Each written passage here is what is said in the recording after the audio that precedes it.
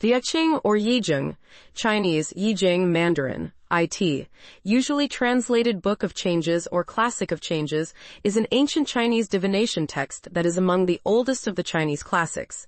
The I Ching was originally a divination manual in the Western Zhou period, 1000 to 750 BC. Over the course of the Warring States and early imperial periods, 500–200 BC, it transformed into a cosmological text with a series of philosophical commentaries known as the Ten Wings.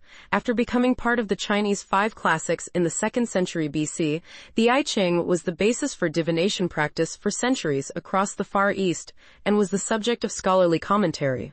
Between the 18th and 20th centuries, it took on an influential role in Western understanding of East Asian philosophical thought. As a divination text, the I Ching is used for a Chinese form of cleromancy, known as I Ching divination, in which bundles of yarrow stalks are manipulated to produce sets of 6 apparently random numbers ranging from 6 to 9. Each of the 64 possible sets corresponds to a hexagram, which can be looked up in the I Ching. The hexagrams are arranged in an order known as the King Wen sequence. The interpretation of the readings found in the I Ching has been discussed and debated over the centuries. Many commentators have used the book symbolically, often to provide guidance for moral decision-making as informed by Confucianism, Taoism, and Buddhism. The hexagrams themselves have often acquired cosmological significance and been paralleled with many other traditional names for the processes of change, such as yin and yang and wu xing, the divination text. Zhou Yi history. The core of the I Ching is a Western Zhou divination text called The Changes of Zhou, Chinese, Zhou Yi, Pinyin, Zhou Yi. Modern scholars suggest dates ranging between the 10th and 4th centuries BC for the assembly of the text in approximately its current form. Based on a comparison of the language of the Zhou Yi with dated bronze inscriptions, the American sinologist Edward Shaughnessy dated its compilation in its current form to the last quarter of the 9th century BC, during the early decades of the reign of King Zan of Zhou, r. circa 827–782 BC. A copy of the text in the Shanghai Museum corpus of bamboo and wooden slips discovered in 1994 shows that the Zhou Yi was used throughout all levels of Chinese society in its current form by 300 BC, but still contained small variations as late as the Warring States period, circa 475–21 BC. It is possible that other divination systems existed at this time. The Rites of Zhou name 2 other such systems, the Lianshan and the Guiqing. Name and authorship. The name Zhou Yi literally means the changes Yi of the Zhou dynasty. The changes involved have been interpreted as the transformations of hexagrams, of their lines, or of the numbers obtained from the divination. Feng Yulin proposed that the word for changes originally meant easy, as in a form of divination easier than the oracle bones, but there is little evidence for this. There is also an ancient folk etymology that sees the character for changes as containing the sun and moon, the cycle of the day. Modern sinologists believe the character to be derived either from an image of the sun emerging from clouds, or from the content of a vessel being changed into another.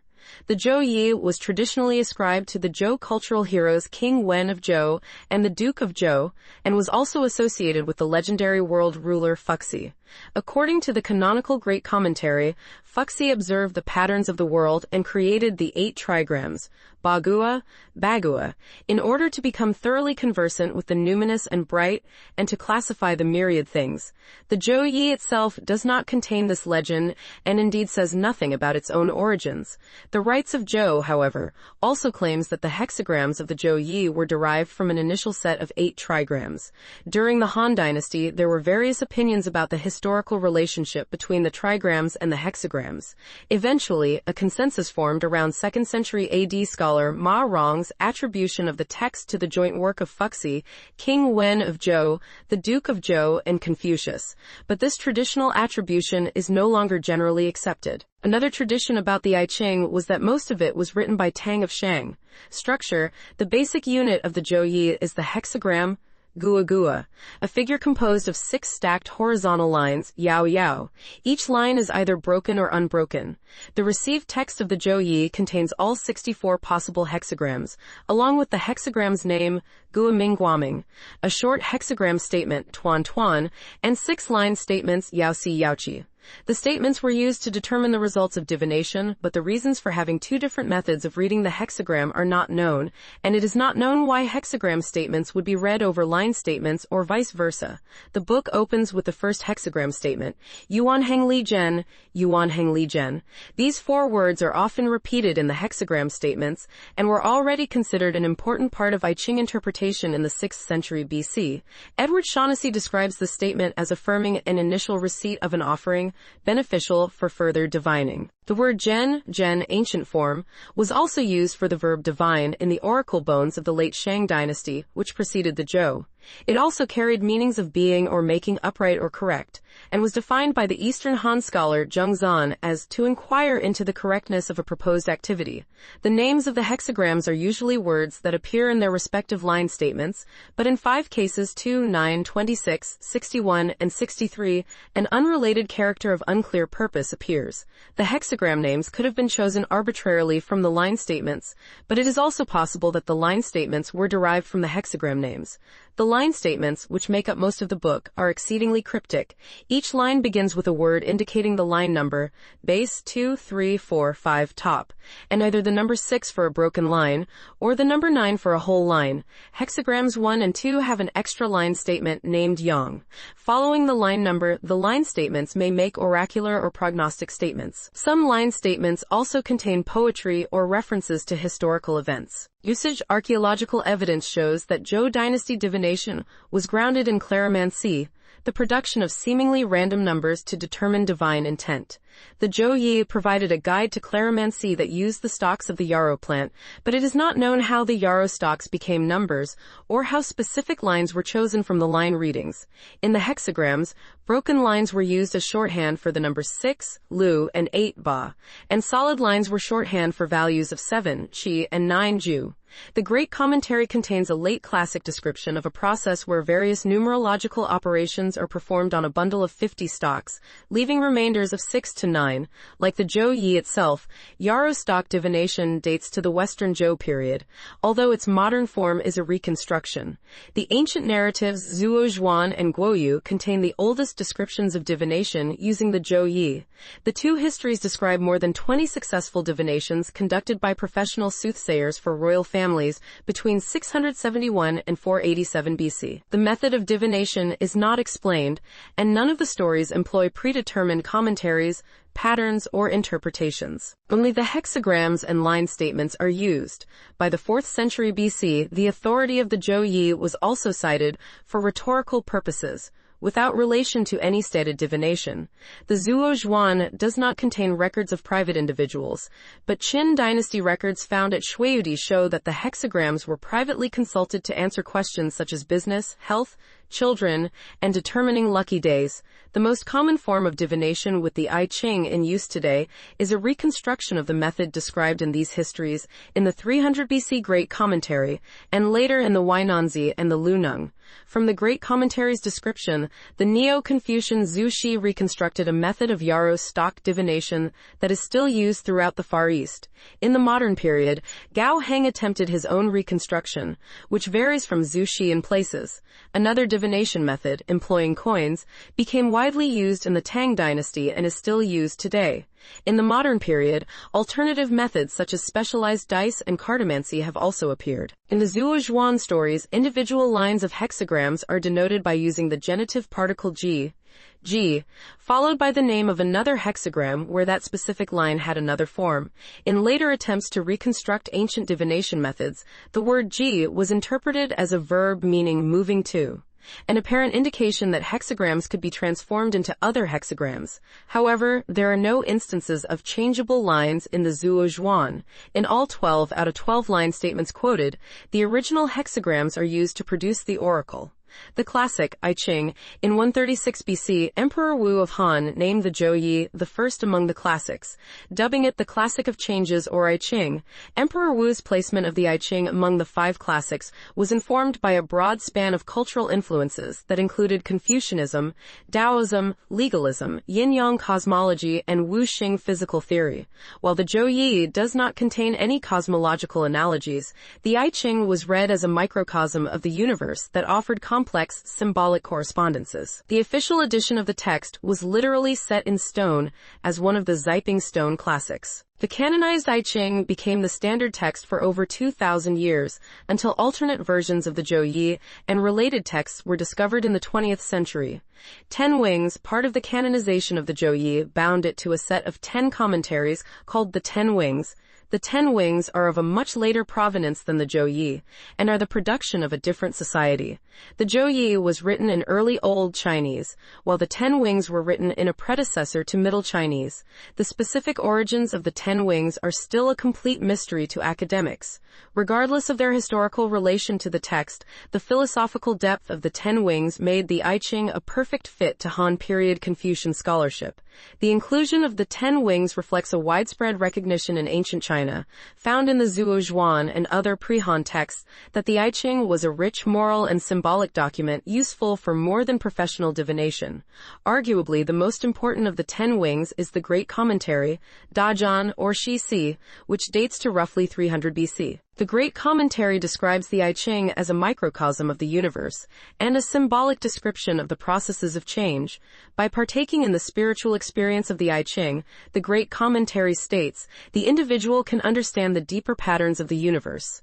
Among other subjects, it explains how the 8 trigrams proceeded from the eternal oneness of the universe through 3 bifurcations. The other wings provide different perspectives on essentially the same viewpoint, giving ancient cosmic authority to the I Ching. For example, the Wenyan provides a moral interpretation that parallels the first 2 hexagrams, Qian and Kun with heaven and earth, and the Shuagua attributes to the symbolic function of the hexagrams the ability to understand self, world, and destiny. Throughout the 10 Wings, there are passages that seem to purposefully increase the ambiguity of the base text, pointing to a recognition of multiple layers of symbolism. The Great Commentary associates knowledge of the I Ching with the ability to delight in heaven and understand fate. The sage who reads it will see cosmological patterns and not despair in mere material difficulties. The Japanese word for metaphysics, heiji jigaku, xing shang shui, is derived from a statement found in the Great Commentary that what is above form, xing shang, is called Tao. What is under form is called a tool. The word has also been borrowed into Korean and re-borrowed back into Chinese. The 10 Wings were traditionally attributed to Confucius, possibly based on a misreading of the records of the Grand Historian. Although it rested on historically shaky grounds, the association of the I Ching with Confucius gave weight to the text and was taken as an article of faith throughout the Han and Tang dynasties. The I Ching was not included in the burning of the Confucian classics, and textual evidence strongly suggests that Confucius did not consider the Zhou Yi a classic. An ancient commentary on the Zhou Yi found at Mawangdui portrays Confucius as endorsing it as a source of wisdom first, and an imperfect divination text second. However, since the 10 Wings became canonized by Emperor Wu of Han, together with the original I Ching as the Zhou Yi, it can be attributed to the positions of influence from the Confucians in the government. Furthermore, the 10 Wings tends to use diction and phrases such as the master said, which was previously commonly seen in the Analects, thereby implying the heavy involvement of Confucians in its creation as well as institutionalization. Hexagrams. In the canonical I Ching, the hexagrams are arranged in an order dubbed the King Wen sequence after King Wen of Zhou, who founded the Zhou dynasty and supposedly reformed the method of interpretation. The sequence generally pairs hexagrams with their upside-down equivalents. The 8 hexagrams that do not change when turned upside down are instead paired with their inversions, exchanging yin and yang lines. Another order, found at Mawangdui in 1973, arranges the hexagrams into 8 groups sharing the same upper trigram. But the oldest known manuscript, found in 1987, and now held by the Shanghai Library, was almost certainly arranged in the King Wen sequence, and it has even been proposed that a pottery paddle from the Western Zhou period contains 4 hexagrams in the King Wen sequence. Whichever of these arrangements is older, it is not evident that the order of the hexagrams was of interest to the original authors of the Zhou Yi. The assignment of numbers, binary or decimal, to specific hexagrams is a modern invention. Yin and yang are represented by broken and solid lines. Yin is broken, and yang is solid.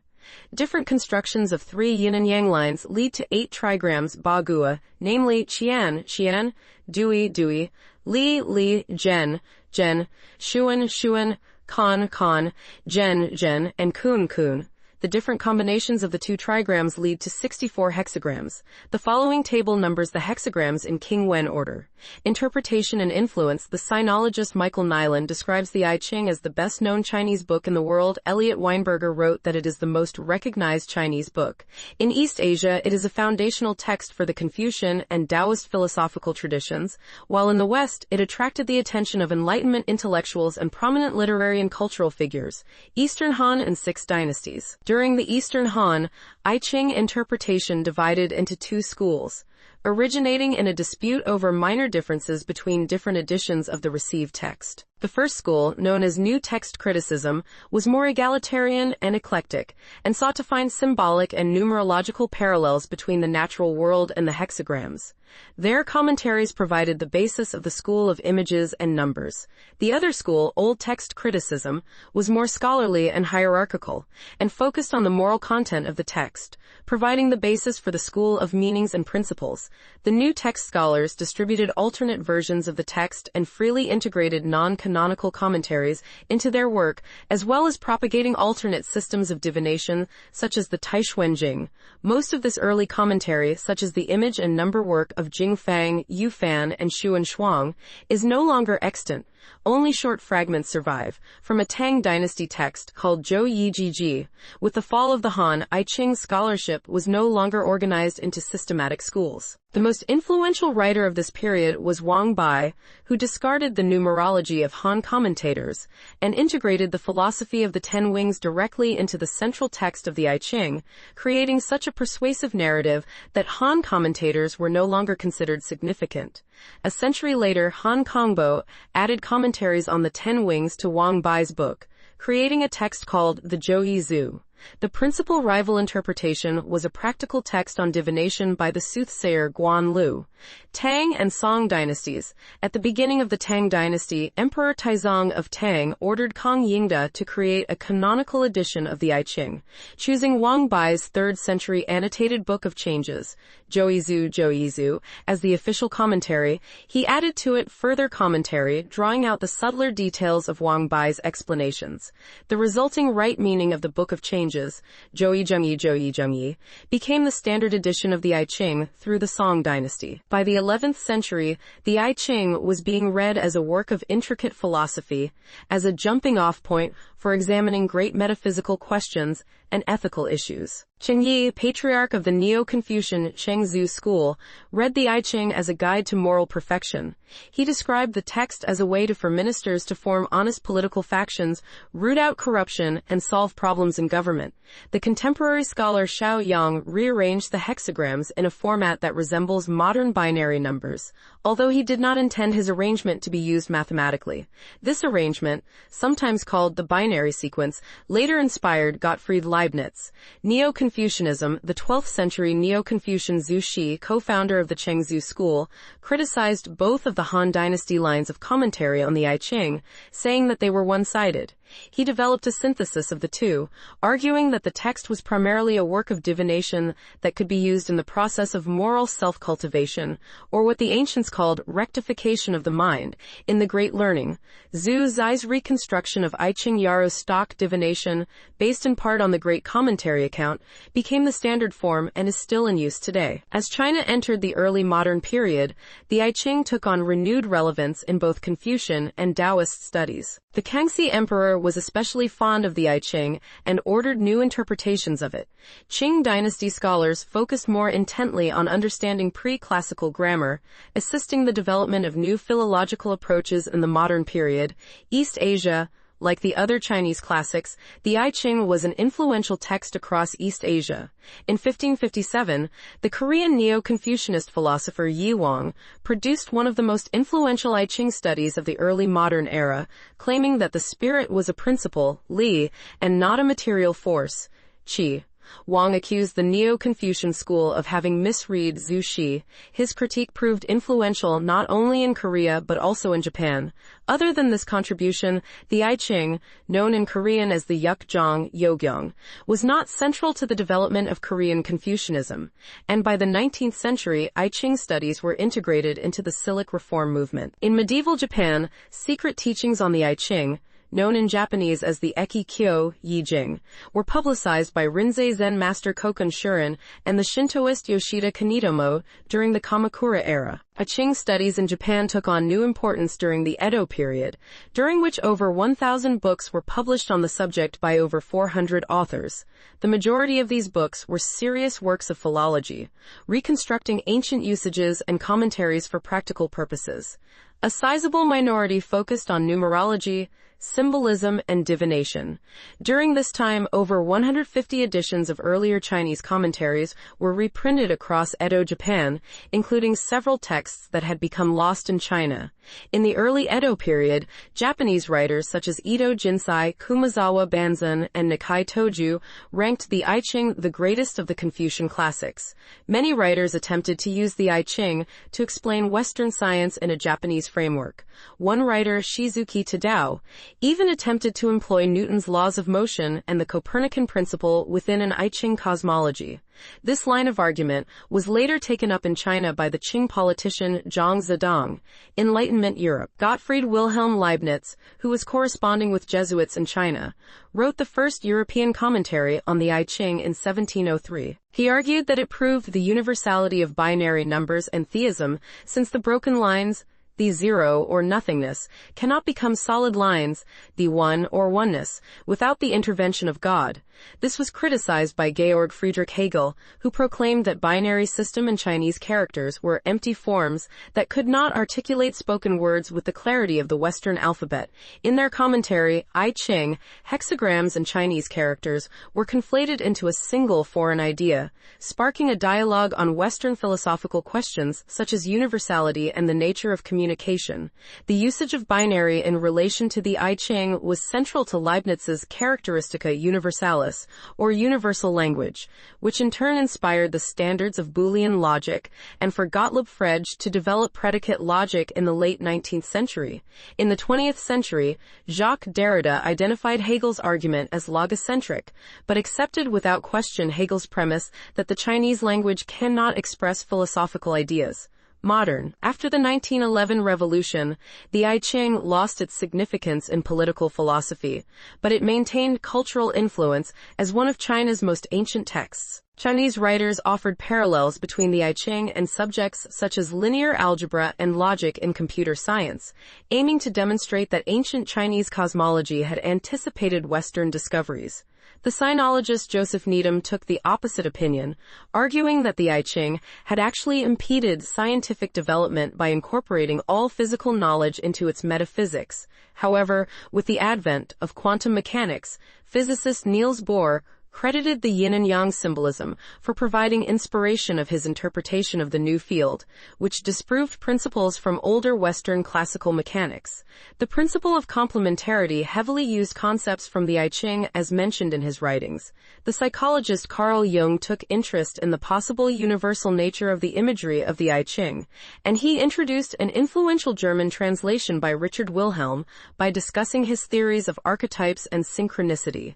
Jung wrote, "Even to the most biased eye, it is obvious that this book represents one long admonition to careful scrutiny of one's own character, attitude, and motives." The book had a notable impact on the 1960s counterculture and on 20th century cultural figures such as Philip K. Dick, John Cage, Jorge Luis Borges, Terence McKenna, and Hermann Hesse. Joni Mitchell references the 6-yang hexagram in Amelia, a song on the album Hejira, where she describes the image of 6 jet planes leaving 6 white vapor trails across the bleak terrain. It also inspired the 1968 song While My Guitar Gently Weeps by the Beatles. The modern period also brought a new level of skepticism and rigor to I Ching scholarship. Li Jingxi spent several decades producing a new interpretation of the text, which was published posthumously in 1978. Modern data scientists, including Alex Liu, proposed to represent and develop I Ching methods with data science 4E framework and latent variable approaches for a more rigorous representation and interpretation of I Ching. Gao Heng, an expert in pre-Qin China, re-investigated its use as a Zhou dynasty oracle. Edward Shaughnessy proposed a new dating for the various strata of the text. New archaeological discoveries have enabled a deeper level of insight into how the text was used in the centuries before the Qin dynasty. Proponents of newly reconstructed Western Zhou readings, which often differ greatly from traditional readings of the text, are sometimes called the modernist school. Translations. The I Ching has been translated into Western languages dozens of times.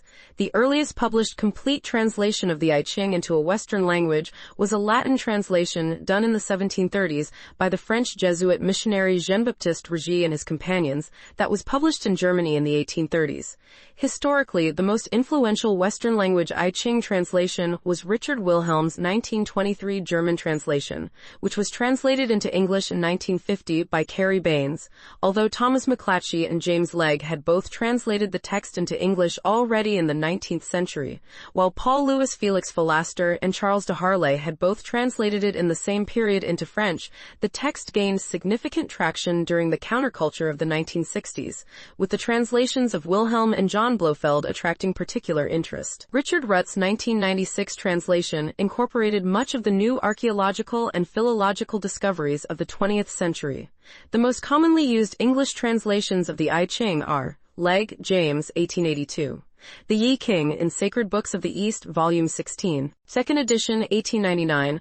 Oxford Clarendon Press, reprinted numerous times. Wilhelm Richard, 1924-1950. The I Ching or Book of Changes. Cary Baines, Trans Bollingen Series 19. Introduction by Carl G. Jung. New York, Pantheon Books, 3rd edition, 1967. Princeton University Press, reprinted numerous times. Other notable English translations include McClatchy, Thomas, 1876. A translation of the Confucian I Ching. Shanghai, American Presbyterian Mission Press. Blofeld, John, 1965. The Book of Changes, a new translation of the ancient Chinese I Ching. New York, E. P. Dutton, Cleary, Thomas, 1992. I Ching, the Book of Change. Boston, Massachusetts, Shambhala. ISBN 0877736618. Lynn, Richard John, 1994. The Classic of Changes. New York, Columbia University Press. ISBN 0231082940. Rutt, Richard, 1996. The Book of Changes, Joey, A Bronze Age Document. Richmond, Curzon. ISBN 0700704671. Shaughnessy, Edward L., 1996. I Ching, The Classic of Changes. New York, Ballantine. ISBN 0345362438. Hinton, David, 2015. I Ching, The Book of Change. Farrar, Straus and Giroux. ISBN 9780374220907. Redmond, Jeffrey, 2017. The I Ching, Book of Changes. A Critical Translation of the Ancient Text. London, Bloomsbury. ISBN 9781472514134. Adler, Joseph A. 2020. The Original Meaning of the I Ching, Commentary on the Scripture of Change by Zhu Shi. New York, Columbia University Press. ISBN 9780231191241.